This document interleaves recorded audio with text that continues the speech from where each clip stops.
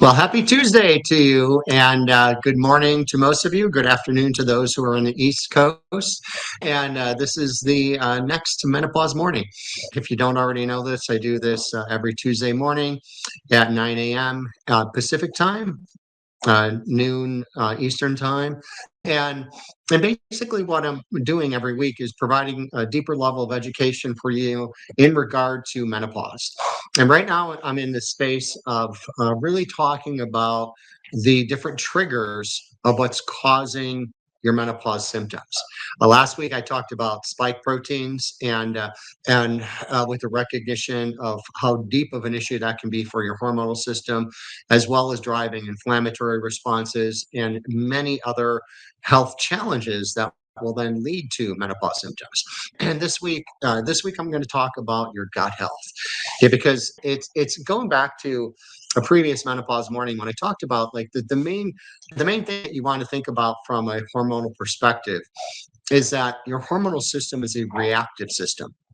Yeah, so if something is off with your hormonal system, which that's definitely the issue if you're having menopause symptoms, then what that means is that there's something triggering that response within your hormonal system. So to really be able to prevent menopause symptoms or to really escape them and to live in perfect hormone balance, even during perimenopause, menopause, menopausally, the key is always getting to what's triggering your hormonal system in the first place. So this week's focus is on your gastrointestinal system. And I'll tell you, I see this all the time with my clients that I'm working with in regard to menopause symptoms. And when we think about your gut, there's really three primary issues that's going on in your gastrointestinal system. One of them are caused by the other two. And one of the biggest challenges that I see on a regular basis with women is really basically you're living with pathogens in your gut that you're unaware of. Now, a lot of people, when they think of pathogens, they think of things like, parasites, as an example, roundworms, tapeworms, flukes, protozoa, and such. Yet, that's really not the only issue. There's literally over a million different pathogens that anybody, yourself included, could actually have in your gut. Now, the bigger problems that I'm seeing nowadays, as compared to even like 5 or 10 years ago, 5 or 10 years ago, I used to see a lot of women that actually did have different parasites, or they had like an H. pylori infection, as an example. Those were all quite common. But nowadays, what I'm seeing on a regular basis is I'm seeing women, when I get their 3-day comprehensive stool collection back, I'm seeing significant detrimental bacterial infections in the gut.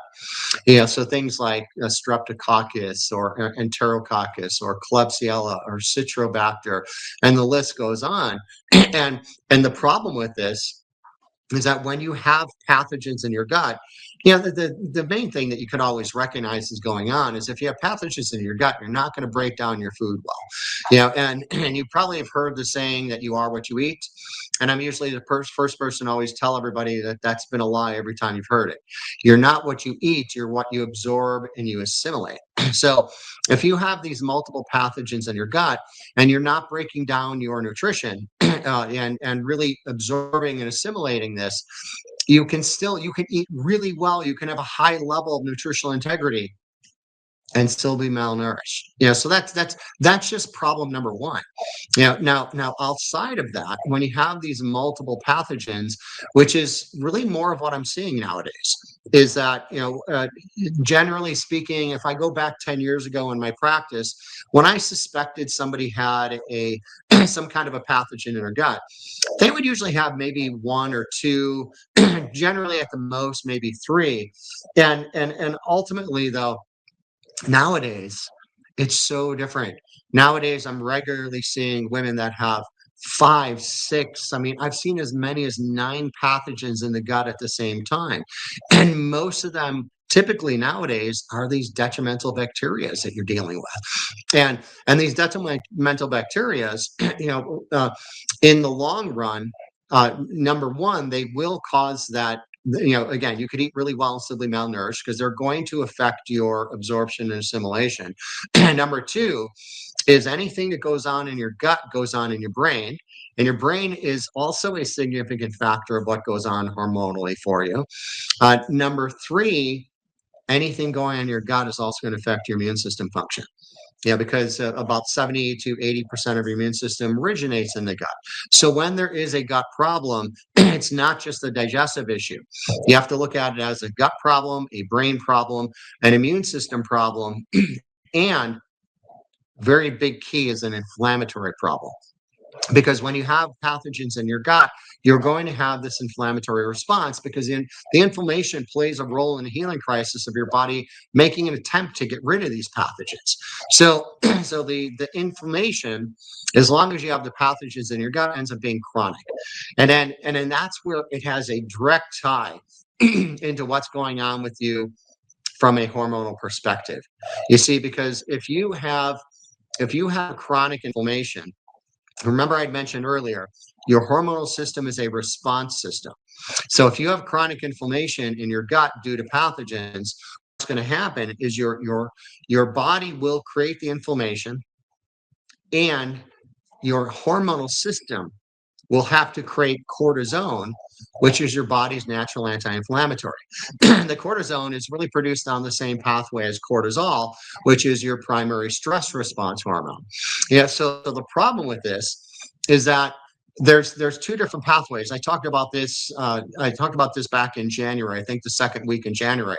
I talked about the different pathways for your hormonal system, and one pathway goes down to produce cortisol and cortisone due to either stress responses in the body or inflammatory responses in your body. But then the other pathway goes to produce DHEA, testosterone, andros, and estrogens. So the problem with this is when you're stuck in this chronic inflammatory condition, your body prioritizes that. So then what happens is more of your hormonal focus in your body goes down the path to produce more cortisone in the attempt of alleviating the inflammatory response. Except here's the kicker. You don't know you have pathogens in your gut, so you're not really doing anything about that to help your body and your immune system overcome these. So now you're chronically living with these, and usually for years, if not decades. So what's happening is your body is consistently, creating more inflammation, then has a need for more cortisone, and then what's happening is it's leaving a depletion down the side for you to produce andros and testosterone and estrogens. Then you actually have, right, menopause symptoms. So one of the keys is you have to get to the bottom of what's causing the issues in the gut. Now, on top of that, that's a problem in itself. But here's another kicker for you. When you have these pathogens in your gut, is those pathogens will again affect your ability to digest and break down your food properly. Now, that's an issue across the board. And I would say the three areas that are hardest for breakdown when you have pathogens, it's very difficult to break down your proteins into single amino acids. It's very difficult to absorb and assimilate your B vitamins, and it's very difficult to really absorb and assimilate your minerals. All of which are very important. Now, when we think of it from this perspective, once your body has a tough time breaking down proteins into single amino acids, there's another thing that's triggering. Because when you can't break down your amino acids, that is typically one of the most significant, if not the most significant trigger for you developing food sensitivities. So things like sensitivities to wheat or Americanized wheat or gluten, or what are known as gluten cross-reactive foods, which is every other grain that doesn't contain gluten, which could include rice, could include eggs, could include corn, could include instant coffee. The list goes on. There's about 24 different cross reactions that you could be living with, but you don't know. This is the kicker. 86% of the people who have a food sensitivity are asymptomatic. So it's not like you just eat the food and then you feel terrible afterwards.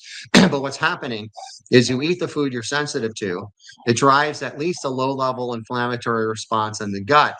So now when you have the combination of all the inflammation because of the pathogens, and now you're adding another inflammatory response to the gut by eating foods that you have an immune response to and an inflammatory response to, now you're just driving that inflammation up even much more significantly. And then the big problem with this is that once you have this long-term inflammation in the gut, I mean, literally every cell in your body has inflammatory receptors. So over time, what this will lead to is it'll lead to the point where you're now chronically systemically inflamed. And when you're inflamed, you should expect to have a hormonal system that is jacked up. And you should expect to, when you go from childbearing years into perimenopause and menopause and postmenopausal, you should expect to feel symptoms. You should expect things like weight gain, hot flashes, sleeplessness, mood swings, fatigue, brain fog, the list goes on. And what I really always want you to understand, the problem is never your hormonal system. Remember, your hormonal system is a reactive system. The problem is what's driving this. And and I see gut problems driving hormonal symptoms and menopause symptoms on a regular basis with the women that I've been working with over the more than 21 years at this point. And it's something that's easy to figure out. But I rather than just say, "Oh, take this test," I'm going to give you some things that you can actually look at in your body to understand if it's likely that you have this issue in regard to gastrointestinal issues. So I'm going to pull up a picture here that'll help us out as well. So when there's chronic GI distress, you can look at your tongue. This is all based on traditional Chinese medicine, which is a system of assessment that has been literally used for generations. And I find it to be highly accurate. I utilize this as one of the driving factors for recommending stool testing and food sensitivity testing with the women I'm working with. And you might find this for yourself. So there's two pictures here that would be signs. They're similar, but a little bit different. So I wanted to show you different variations of how this can show up on your tongue. So that first picture where you see the little white arrow pointing to, that is a crack going down the middle of the tongue. And then the picture to the right where you'll see like a couple of cracks like right next to each other, right in the middle of the tongue.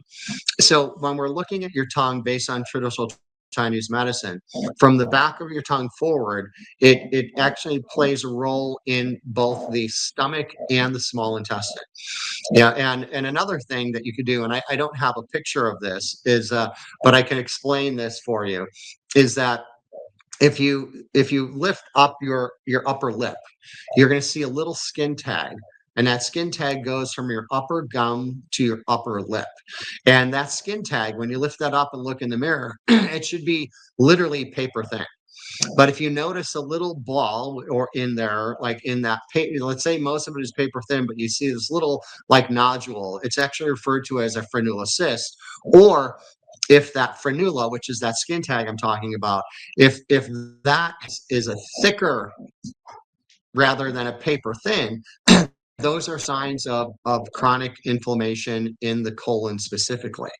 So you can look at your tongue, you can look at that skin tag again from the upper gum to the upper lip.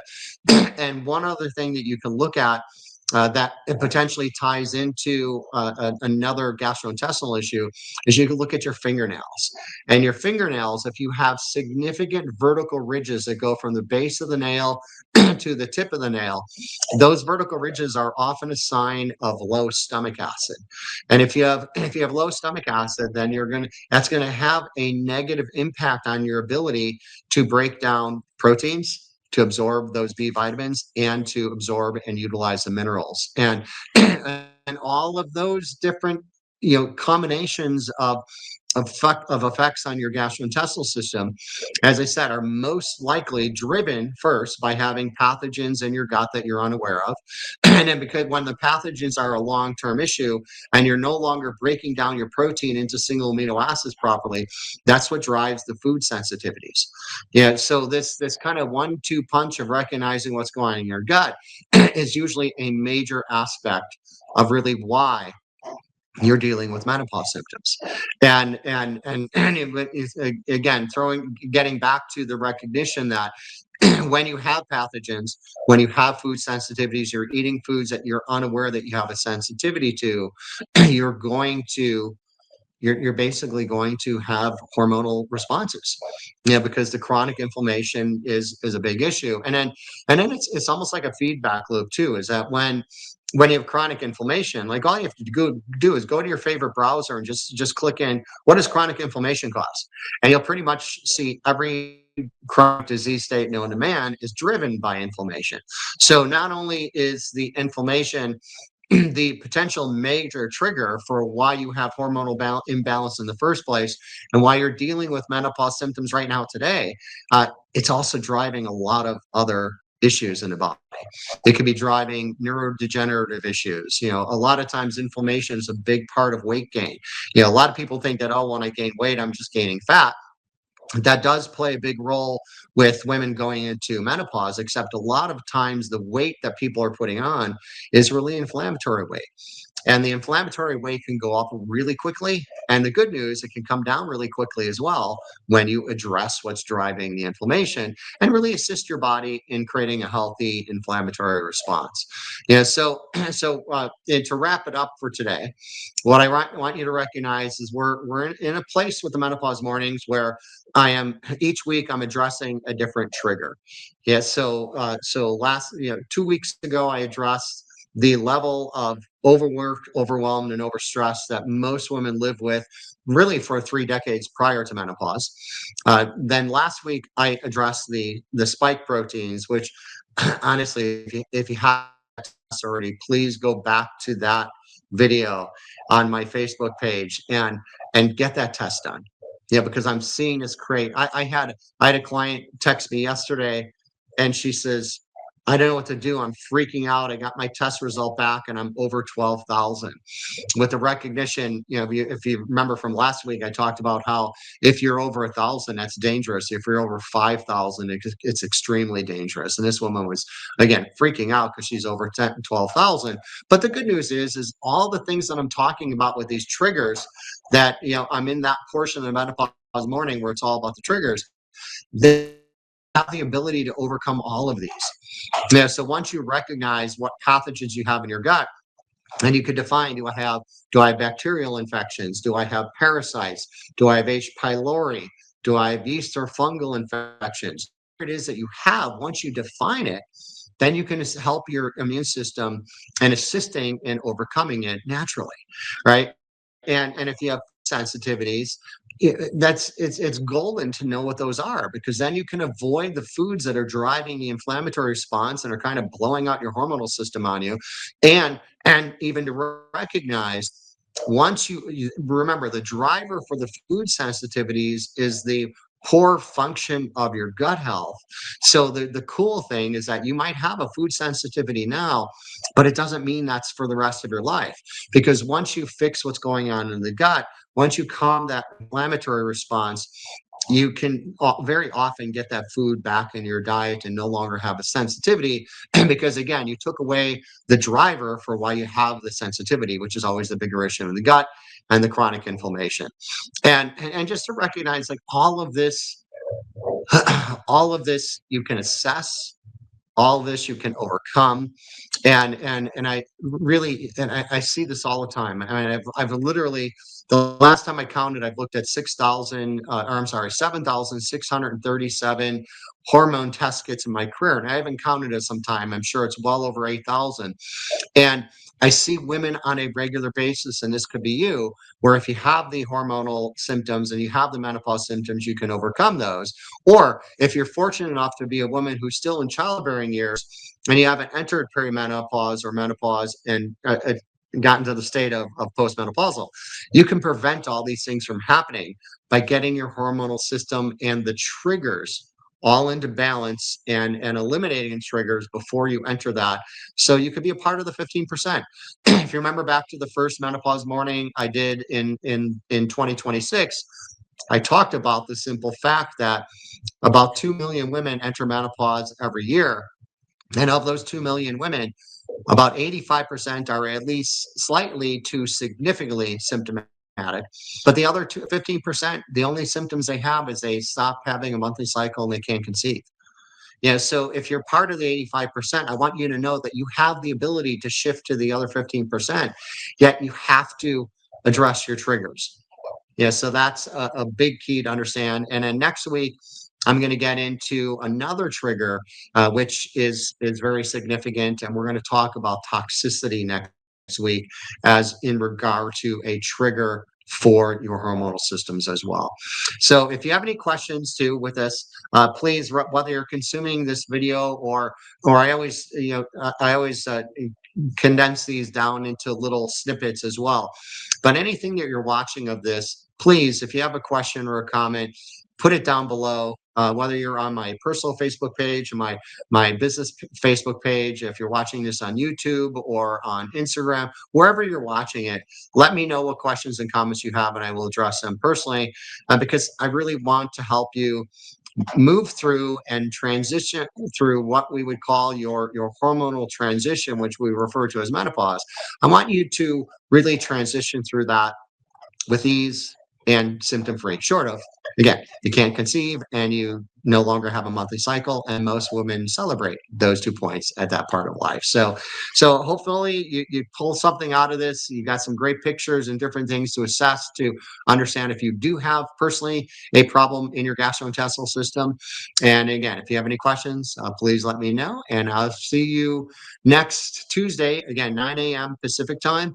And I will also, below this video, if you want to get notifications on the Menopause Morning coming up and to know what the subject line is going to be every week, you could just kind of click below. You'll see there's a area where you can click. I'm actually going to also give you a free copy of my ebook, where it was a best-selling book for. It's called Fat, Fatigued, and Frustrated, which is the really what most women are dealing with menopause. You're dealing with weight gain, you're dealing with frustration, and you're dealing with fatigue. And that book will be a free gift, but then it'll put you on the list of the Menopause Morning. And again, then you will actually get the weekly notifications of what's going on and what am I talking about. That way you can make sure that you always get the information that is most important for you. So with that said, have a great day. I'll see you next week.